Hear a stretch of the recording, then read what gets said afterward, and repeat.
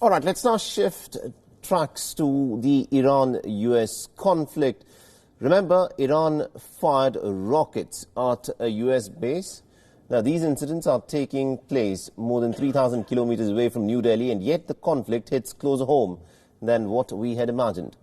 Now, there is a lot at stake for India. The government has so far managed some very difficult balancing acts, a policy of multi-alignment.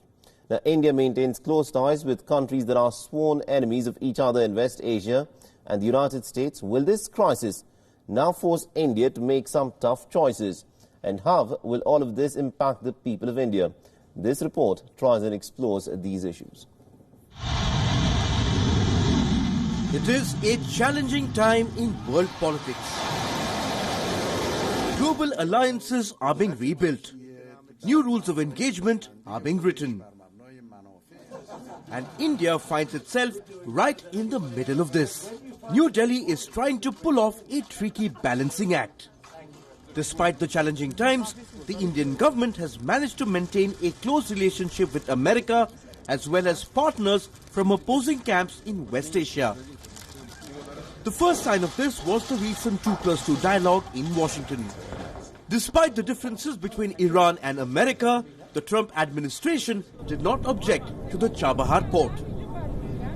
I'm very grateful to Secretary Pompeo for reiterating the U.S. government's support to the Chabahar project, which will immensely benefit Afghanistan. After wrapping up his engagements in Washington, External Affairs Minister S. Jaishankar paid a visit to Tehran. There too, he reiterated the Indian government's support to the Chabahar port.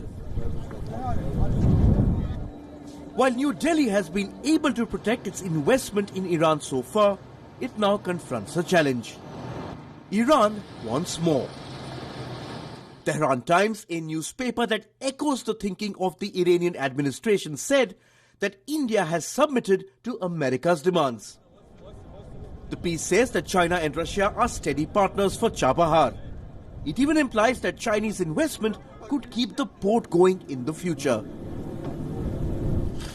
India has long enjoyed a stable relationship with Iran and Saudi Arabia, a position that gives New Delhi an advantage if it wants to orchestrate a peace dialogue between the two camps in West Asia. History goes to show that India has found ways to settle its differences with Iran.